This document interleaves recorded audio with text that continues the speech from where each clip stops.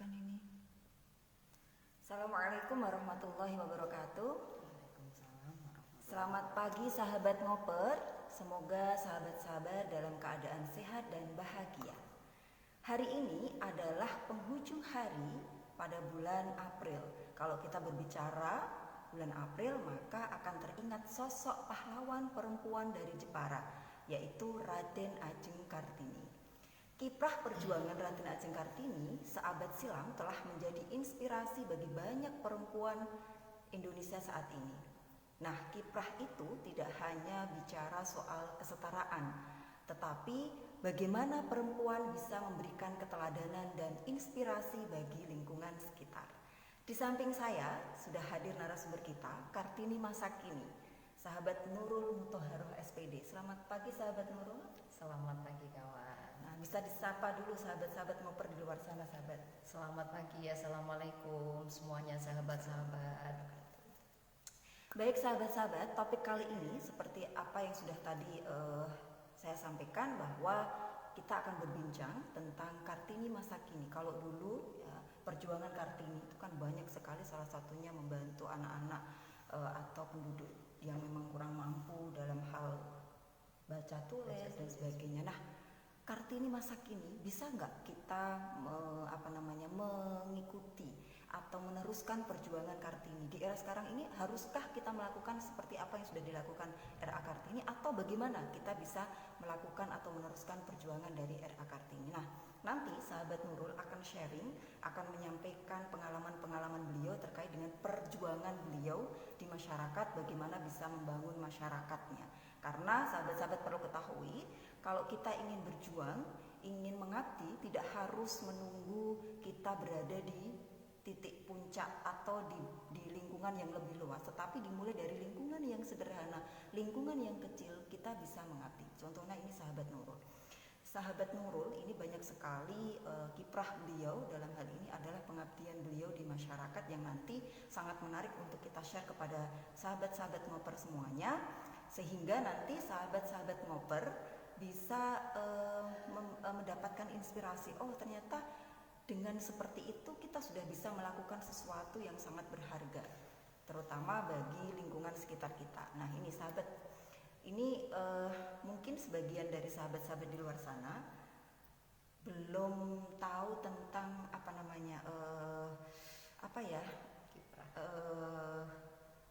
kegiatan yang sahabat Nurul lakukan sehari-hari. Nah, sebelum nanti kita berbincang tentang kiprahnya seperti apa sih dalam masyarakat begitu ya, bisa disampaikan sahabat ke sahabat-sahabat di sana, kesibukan dari sahabat Nurul saat ini apa?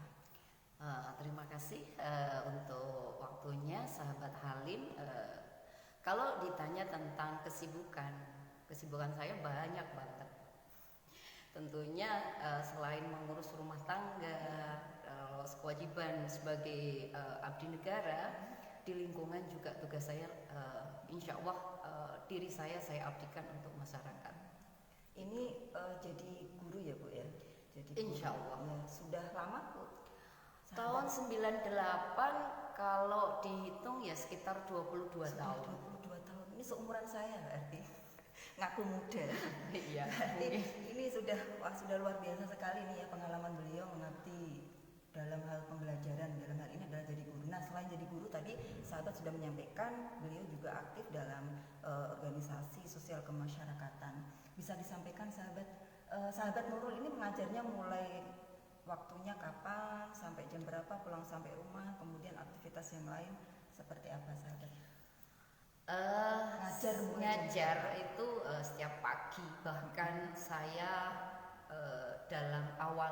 saya awali ngajar itu nggak ada liburnya sahabat, mulai dari hari Jumat kembali ke Jumat lagi, non-stop tanpa ada liburnya. Itu memang kebijakan dari sekolah, tidak ada libur? Gini, saya harus pintar-pintar membagi waktu karena dari lembaga atau unit lain membutuhkan saya, mau tidak mau saya terpanggil. Saya terpanggil untuk maju, mencerdaskan anak bangsa. Bagaimana caranya saya harus mengatur waktu saya. Liburnya apa sih sahabat? Kalau di unit saya itu saya satmingkalnya di SMP, itu liburnya hari Jumat. Dan kebetulan hari Jumat itu saya diminta unit lain untuk ngisi pembelajaran juga, yakni muatan lokal. Jadi gitu. ngajar, non-stop ya? ngajar ilmu-ilmu agama gitu. Untuk mulai masuknya jam 7 sampai mulai jam 7 sampai jam 2. sampai jam 2. Kemudian saya lanjutkan lagi untuk kegiatan jamiah di lingkungan yang ada di rumah kami. Malam masih kami ada kegiatan sama anak-anak, karena saya melihat di lingkungan saya banyak anak-anak yang nggak sekolah TPQ atau nggak sekolah madrasah. Saya terketuk hati saya untuk mendorong, memberikan bimbingan. Ayo kita semangat untuk ngaji, untuk belajar, karena kesempatan tidak hanya di sini ya. Ini stop dulu sahabat. Jadi sahabat Nurul ini adalah di lingkungan sahabat Nurul yang sekarang ini termasuk pendatang. Jadi aslinya beliau itu mindahan karena dapat suami di Ngasem, akhirnya beliau Bau perbatasan Ngasem ya. Oh bener, di Ngasem. Di Ngasem. Iya.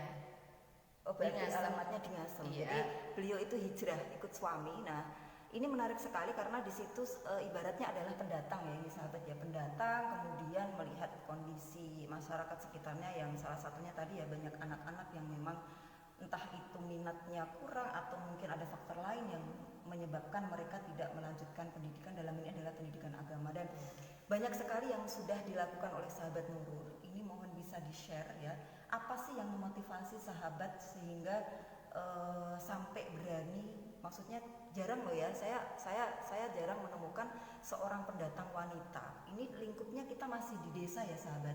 Kita tidak mengakui, saya sendiri juga rumahnya di desa, sahabat Nurul juga, tetapi tidak menghalangi kita untuk terus bisa mengabdi kepada masyarakat. Salah satunya yang dilakukan oleh sahabat Nurul. Apa yang motivasi sahabat atau apa sih kejadian saat itu yang memang menggerakkan hati sahabat untuk melakukan sesuatu? Ini banyak sekali sampai membuat musola. Ini juga hasil inisiatif dari sahabat Nurul, menghidupkan jamiah di situ. Ibu-ibu yang memang awalnya belum ada perkumpulan ngaji dan sebagainya, sahabat Nurul yang menginisiasi. Kemudian mengajak anak-anak untuk belajar membaca Al-Quran, sahabat Nurul yang menginisiasi. Sampai mendirikan musola di lingkungan sahabat Nurul, ini adalah sahabat Nurul yang menginisiasi, mencari dananya sampai akhirnya sudah wujud musola yang sekarang ini. Ini luar biasa yang perlu di-share sahabat. Apa yang motivasi sahabat waktu itu?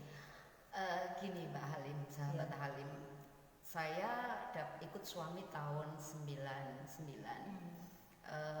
Di situ saya merasakan hampa, bukan karena dengan suami, bukan ya, karena lingkungan. Ini bahaya ini kalau suaminya nonton ini. Bukan karena suami ya, karena lingkungan kok seperti ini gitu. Maksudnya seperti ini tuh bagaimana sahabat? Anak-anak banyak yang istilahnya masih kecil-kecil, itu hanya tongkrong-tongkrong, terus ibu-ibu nggak ada kegiatan sama sekali.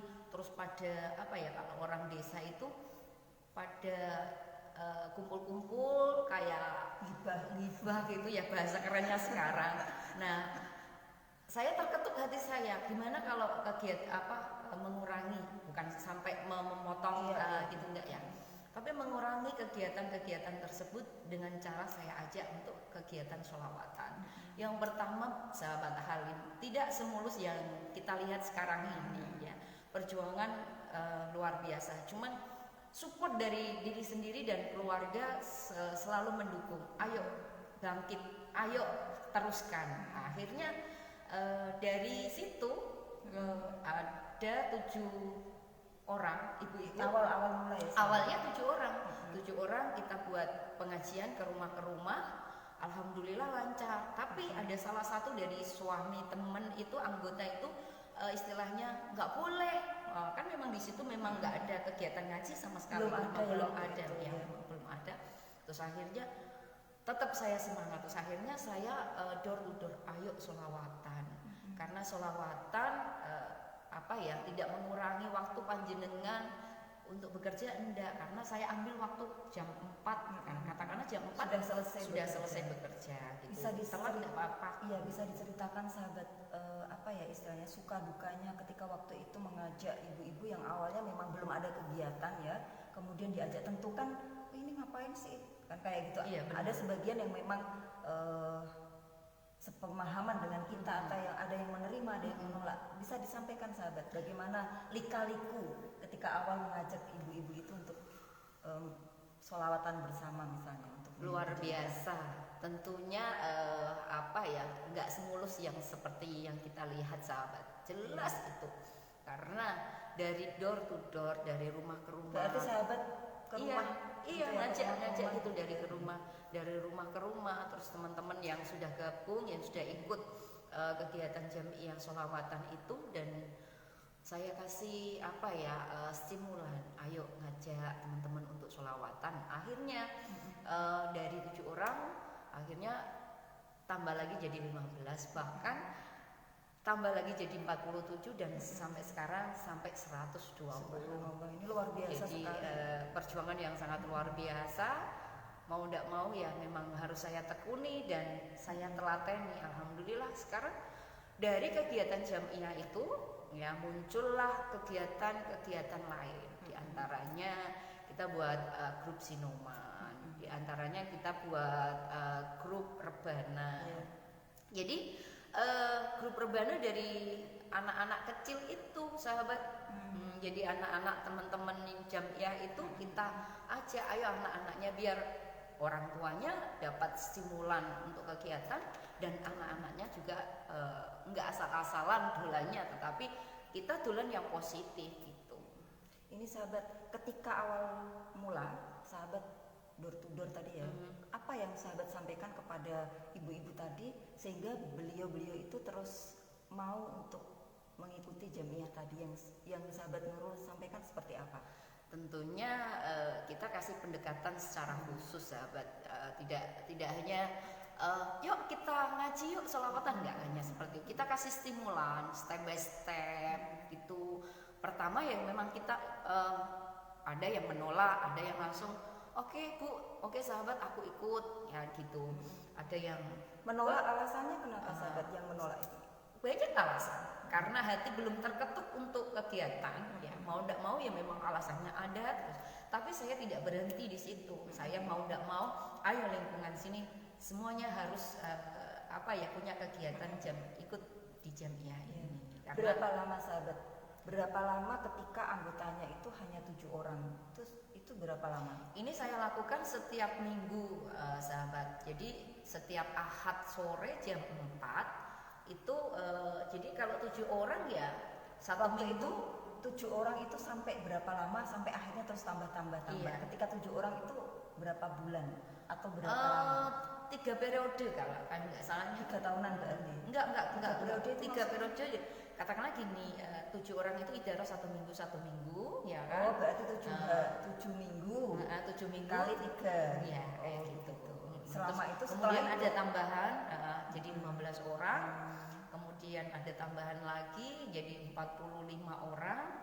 Terus tambahan lagi 90 orang, dan sekarang sampai 120.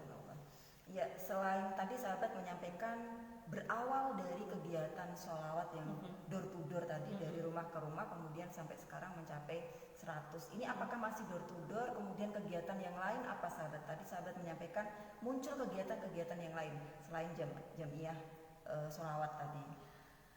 Sebenarnya gini sahabat, dari situ memang pendidikan di daerah saya pedesaan itu rata-rata SD gitu. Tapi saya support mereka. Pendidikan tinggi belum tentu bisa menjamin. Bukan bermaksud bagaimana ya, gitu, bukan cuma memberikan support ya, ya. Gitu. Yang penting punya dasar mental. Jadi anggota kami itu saya gembleng, saya berikan pendidikan. Kamu bisa buka acara, kamu bisa katakanlah mimpin sholawatan. Enggak, kalau tahlil belum sampai, saya belum berani kan gitu. Hanya orang-orang khusus ya memimpin sholawat. Saya latih terus akhirnya dari mereka beberapa yang katakanlah mau belajar, katakanlah usianya lebih dari saya sahabat, tapi mau untuk ke rumah, katakanlah seperti privat gitu. Bu, saya diajari buka acara. Bu, sampai begitu ya semangatnya ya. Gitu. Jadi saya mohon maaf ya, saya gembleng kayak gini, kayak anak didik saya gitu. Kurang suaranya, logatnya kurang, bahasanya kurang. Jadi seperti itu sampaikan. Dan alhamdulillah mereka sudah ada yang saya tunjuk jadi ketua rebana, ada yang jadi ketua sinoman gitu. Jadi mereka sudah bisa menghandle kegiatan-kegiatan itu. Ya berawal dari jamiah itu sendiri. Dan masih lagi ya karena musola sekarang sepi. Musola sekarang sepi, saya terketuk juga. Bagaimana anak-anak ini setiap malam bisa ngaji. Nah, gitu. Akhirnya satu yuk sambil main di rumah. Kalau anak-anak panggil saya bunda sahabat. Nah, jadi ayo bun main ya. Hari ini bunda jadi teman kamu, nanti malam jadi ustazah kamu ya. Mohon maaf ya kayak gitu. Terus akhirnya yuk kumanteng itu sampai sekarang. Sekarang masih ngajinya masih di rumah atau sudah di musola sahabat? Karena ya alhamdulillah sahabat, untuk tahun ini saya dan lingkungan diberi amanah mendirikan musola. Alhamdulillah banyak saksian, banyak ujian, banyak terpaan. Alhamdulillah ada lahan yang diwakafkan untuk musola dan kami kelola bersama panitia semuanya. Sampai ada yang bilang gini sahabat, kalau ingat-ingat itu kayak pengen nangis gitu. Saya sampai merinding lagi. Enggak, ini kok malah curhat. Enggak apa-apa, ini biar sahabat-sahabat di luar sana bisa termotivasi begitu ya. Tapi enggak berhenti di situ gitu. Kalau musola ini bisa selesai dibuat jamaah Ramadan, katakanlah ya kayak gitu sih. Nah terus tapi kita support sama panitia, ayo kita gali semua supaya benar-benar bisa kita manfaatkan musola ini. Alhamdulillah jauh sebelum musola, sebelum Ramadan ya, sebelum Ramadan udah bisa kita pakai. Setengah tahun sebelum Ramadan udah kita pakai. Alhamdulillah jamaahnya luar biasa, sekitar 80-an.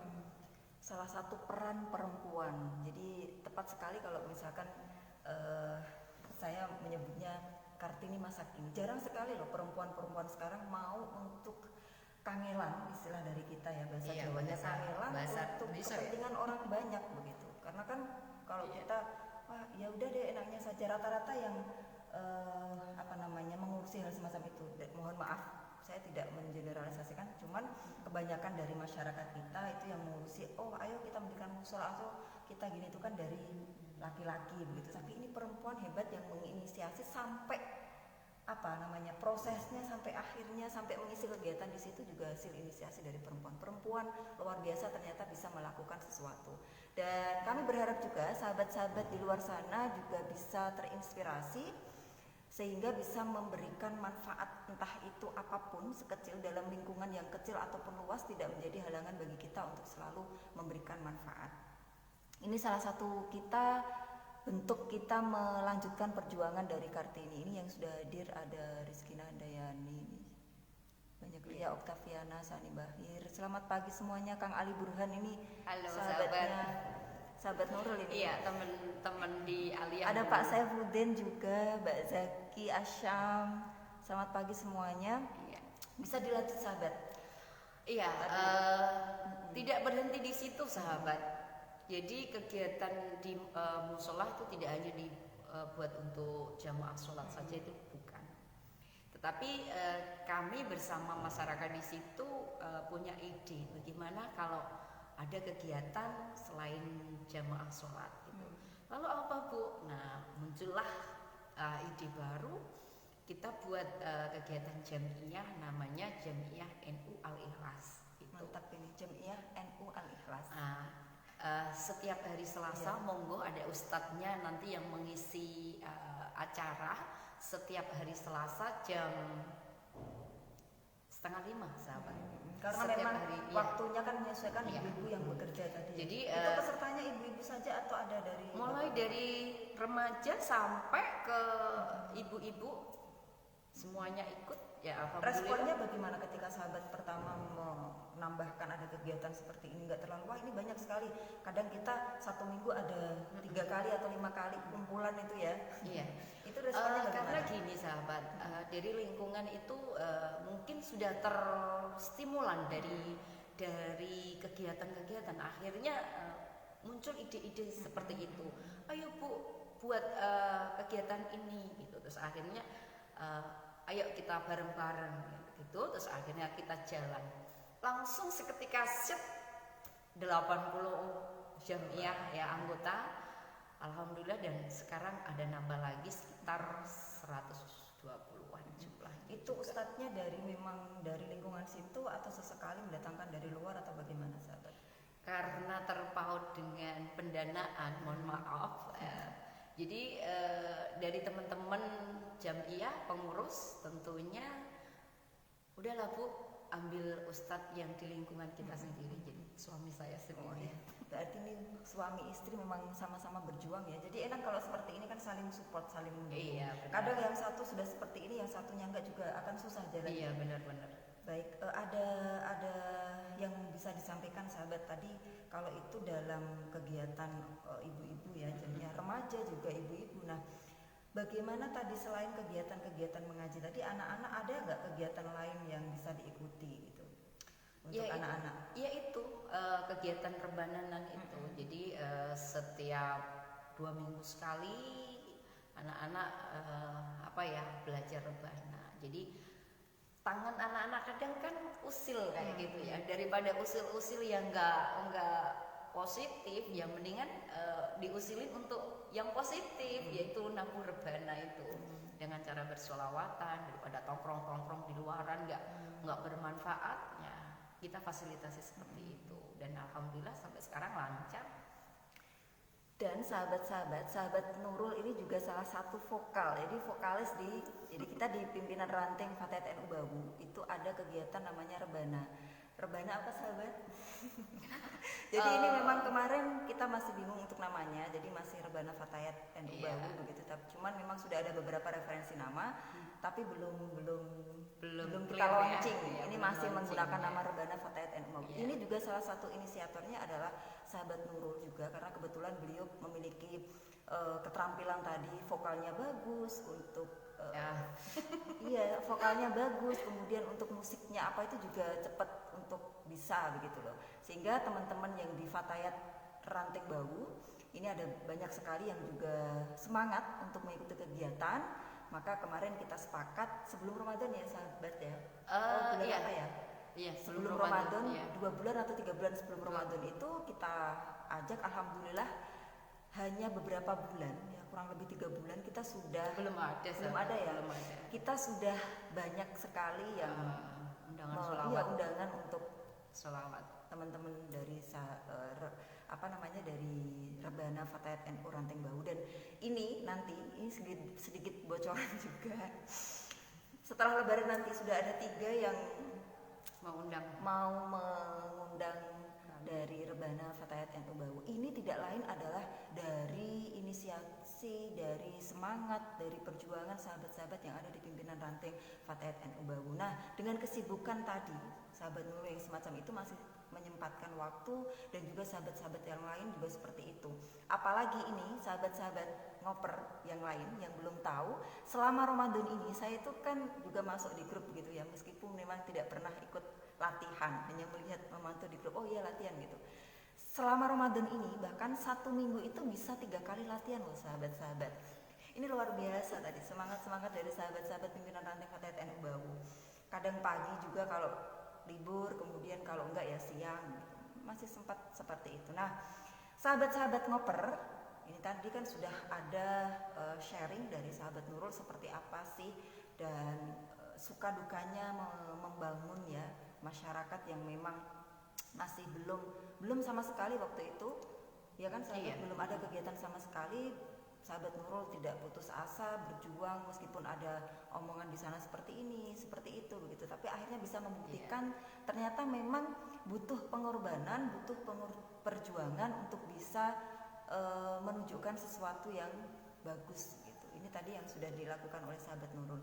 Nah sahabat, ini menarik sekali. Selain tadi ya kiprahnya memang di masyarakat, di lingkungan sekitar, itu berawal dari kepekaan sahabat Nurul terhadap kondisi lingkungan sekitar. Jadi ketika kita memiliki kepekaan, intinya adalah kita memiliki kepekaan sosial. Dari kepekaan sosial itu nanti akan muncul gagasan dan ide.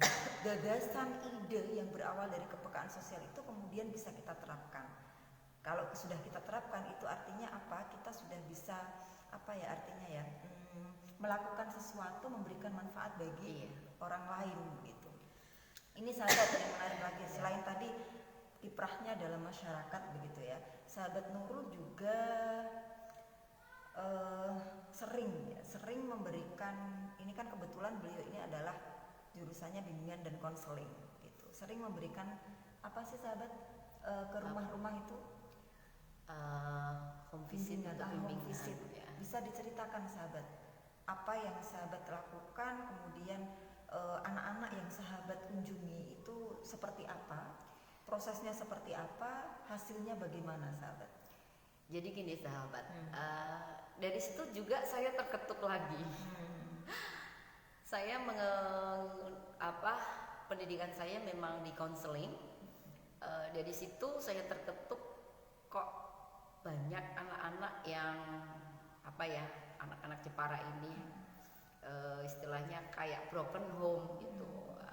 Akhirnya saya terketuk juga untuk memberikan layanan itu sendiri kepada anak-anak, dan alhamdulillah, dan bukan untuk anak-anak aja, dan ini aja masih ada klien masih nunggu gitu. Jadi setelah kegiatan ini nanti langsung langsung memberikan bimbingan kepada keluarga yang hampir mau broken gitu. Jadi masih dalam taraf permasalahan. Ya mudah-mudahan sih melalui support dari kami nanti bisa akur kembali. Awalnya bagaimana sahabat? Ada kejadian yang memang menyentuh hati sahabat sehingga wah ini kebetulan nih saya kan pendidikannya ini, saya bisa memberikan sumbangan bantuan kepada. Awalnya ada kasus atau ada apa sahabat? Gini sahabat, berawal di sekolahan ya, karena memang saya tugasnya di BK, bimbingan konseling. Jadi kalau tugas di sekolahan ya memang tugas di sekolahan saya lakukan dengan sesuai prosedur yang ada. Tetapi ini kalau di masyarakat saya terketuk itu gini, anak kok nggak sekolah terus. Nah itu permasalahannya ditinggal ibunya kerja. Apalagi saat ini Jepara rame-ramenya garmen ya. Nah, jadi berapa persen dari perempuan Jepara yang sudah tergiur dengan gaji gede gitu. Itu jelas itu. Nah akhirnya dari situ saya minta nomornya dari temennya, bisa menyambungkan dengan Kak ini gitu, katakanlah Kak E ya. Nah gitu, terus akhirnya oke Bu, tak kasih gitu. Terus awalnya ya sapa dulu, pendekatan dulu, tidak harus just ke permasalahan, enggak sahabat. Jadi memang harus pendekatan, terus akhirnya dia mau terbuka gitu, dia mau berkeluh kesah kenapa nggak sekolah. Akhirnya sampai di situ ya permasalahannya memang dia kurang kasih sayang dari orang tua, kurang kurang pendekatan, kurang lah gitu. Mungkin secara ekonomi ya dia tercukupi, tetapi rasa hati ini kan butuh dijaga ya. Orang tua tidak hanya wes roh anake katakanlah seperti itu, enggak, tapi manusiawi lah. Anak-anak butuh rangkulan dari orang tua. Nah, apa yang sahabat lakukan saat itu ketika mengetahui bahwa sebenarnya permasalahannya ini karena anak kurang perhatian dari orang tua? Yang sahabat lakukan apa? Ya memang saya lakukan pendekatan secara khusus, kasih support, ya kasih pengertian karena orang tua bekerja seperti ini, nanti endingnya tetap untuk si kakak. Nah akhirnya dari situ ada pengertian. Dan tidak cukup di situ aja sahabat, kita perhatiannya ke anak tersebut kita lanjutkan gitu. Kasarannya kita sapa setiap hari, gimana kak kabarnya, kayak gitu. Mereka udah seneng, akhirnya tumbuhlah stimulan untuk chat dan lain sebagainya. Orang tua saat itu bagaimana, orang tua dari si kakak tadi?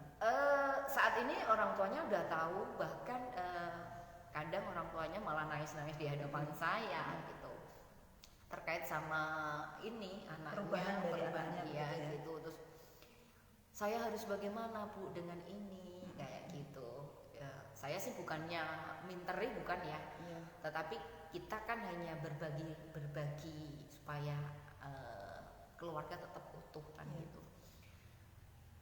Akhirnya dari ibu-ibu ya, orang tua tersebut ya mau mengerti. Sampai sekarang malah di daerah kita sendiri sahabat yang banyak untuk minta bantuan dari kami gitu. Jadi ya alhamdulillah antara anak dan ibu ya, dengan orang tua sekarang ya sudah fine aja. Terus anak tetap kembali sekolah, nggak bolos-bolosan, nggak malas-malasan, aktif lagi sampai sekarang. Dari kasus-kasus yang berhasil ditangani oleh sahabat Nurul itu rata-rata paling banyak itu kasus apa sahabat, terkait dengan tadi anak atau orang tua, anak tadi yang kurang kasih sayang orang tua atau bagaimana, yang paling banyak yang sering dialami? Kalau dari anak-anak sendiri tentunya korban broken home itu yang paling banyak ya, sekitar 60% lah ya yang saya tangani sekarang ini gitu. Tapi kalau orang tua ya kan istilahnya konseling untuk masyarakat juga gitu, bukan untuk siswa di sekolah saja, tetapi kami flurkan untuk masyarakat kalau juga. Untuk masyarakat rata-rata biasanya apa yang mereka keluh kesahkan, yang mereka konsulkan gitu?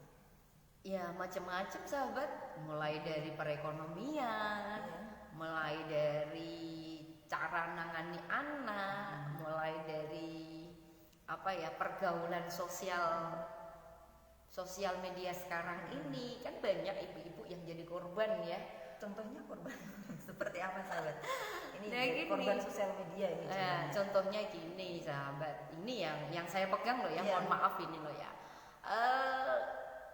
Ada pasien, mohon maaf saya sebut dengan pasien, memang klien aja ya, bukan pasien. Kalau pasien itu miliknya profesi yang lain gitu. Jadi klien itu jadi ngeblank ini, setiap hari dia pengangguran ya, katakanlah memang ibu rumah tangga tulen. Semenjak pegang Android, nah akhirnya lupa dengan tugas-tugas mulianya seperti mengurus anak, seperti terlalu keasikan. Terlalu keasikan, mungkin asik dengan belanja online, mungkin juga sosialita juga. Nah kayak gitu juga. Itu atas inisiatif beliau sendiri tiba-tiba pengen konsul begitu, atau sahabat Nurul yang kemudian mendekati beliau atau bagaimana? Gini, saya lihat di jamiah saya kalau ngaji ada yang pegang HP terus kayak gitu. Akhirnya awalnya dari situ, hayo bilangnya kayak gitu kan. Nah jadi dari stimulan itu akhirnya aku gini bu. Nah akhirnya mereka terbuka sendiri ya, kemudian konsul gitu. Jadi banyak. Apalagi sahabat kasus yang sering sahabat tangani gitu? Ya rata-rata memang itu sahabat yang tadi ya, yang tadi masalah keluarga gitu.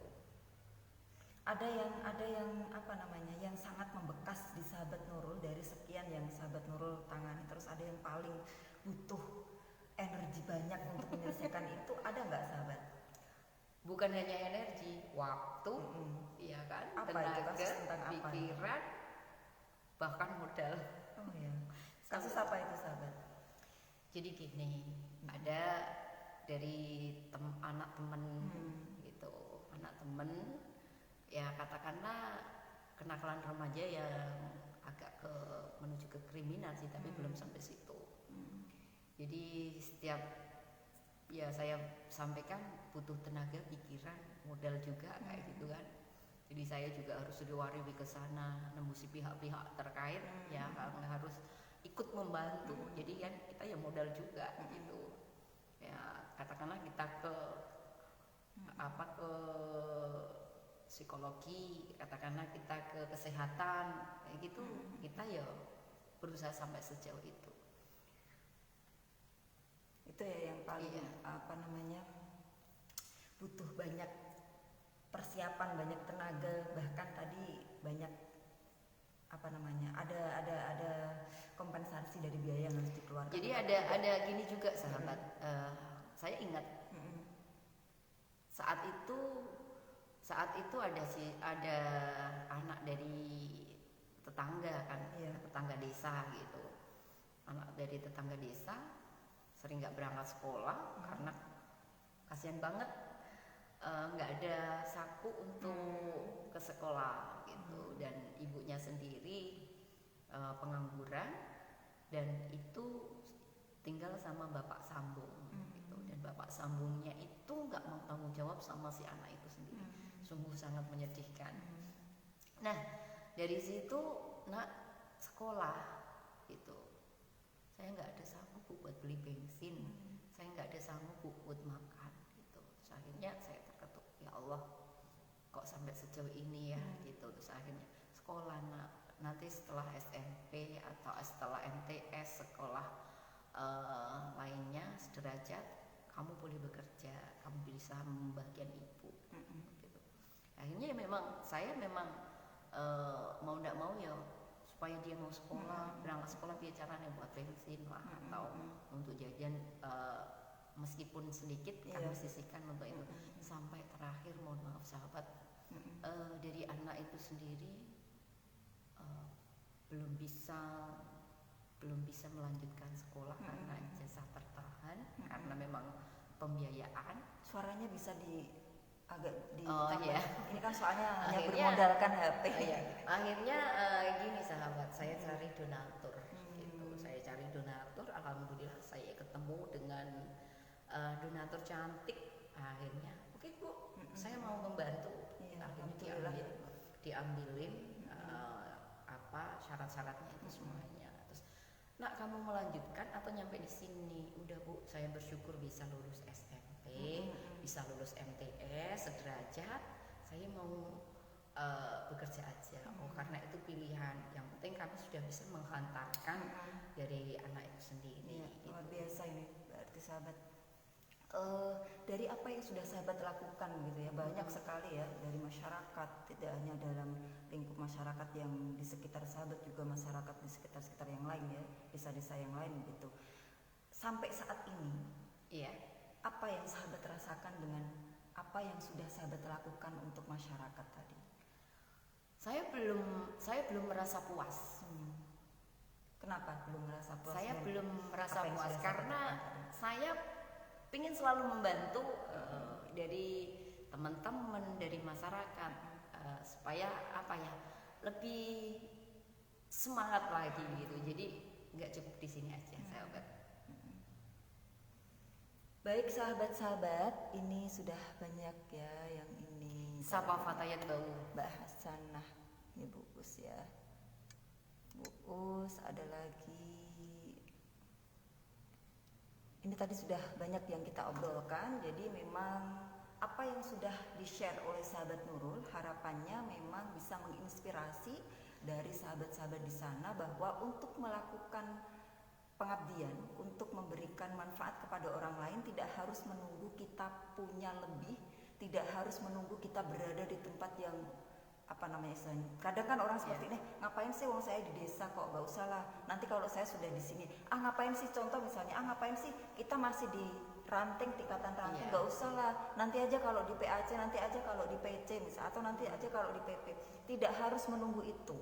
Dimanapun kita berada, sebisa mungkin kita bisa memberikan manfaat bagi orang lain. Jangan melihat, wah ini kita masih di lingkupan yang kecil, nggak usah deh kayak gini. Ini terlalu misalnya lebay lah, atau tidak usah seperti itu. Karena untuk melakukan kebaikan tidak melihat di mana tempatnya, begitu ya. Jadi apa yang sudah disampaikan oleh sahabat Nurul tadi intinya kalau saya bisa mengambil sebuah pelajaran begitu. Kalau kita peka, ya, kita akan punya gagasan. Ya. Dan apabila gagasan itu didukung dengan ada dukungan ya, gagasan itu ada dukungan kemudian diterapkan, maka perempuan bisa menjadi inspirasi. Ya, bisa menjadi inspirasi, bisa menginspirasi sesama, bisa menjadi inspirator. Maka bagi sahabat-sahabat di sana, bagi perempuan-perempuan di luar sana, jangan berhenti untuk bermimpi melakukan kebaikan. Ini calon Kartini juga ini. Begitu sahabat-sahabat, nanti kita akan lanjut untuk ngobrol berikutnya. Ini mungkin terakhir ya sebelum Lebaran.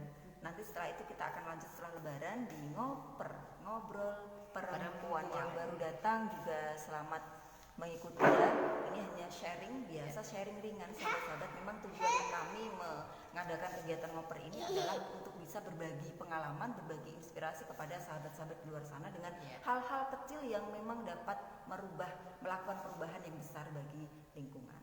Begitu sahabat-sahabat, terima kasih yang sudah mengikuti. Kita salam ngoper dulu sahabat. Salam ngoper. P, perempuan. Salam ngoper. Perempuan Jepara hebat. Perempuan bisa melakukan sesuatu yang luar biasa ya. Yang penting ada kemauan dan juga ada niatan yang bagus. Sampai ketemu di perbincangan, di obrolan yang akan datang. Nanti kita akan mengambil topik yang lain ya. Ditunggu saja dengan narasumber-narasumber yang luar biasa yang memang perempuan-perempuan inspirator. Perempuan-perempuan yang memang bisa menginspirasi bagi banyak orang. Nanti kita akan angkat di sini ya. Baik semuanya, terima kasih. Wassalamualaikum warahmatullahi wabarakatuh.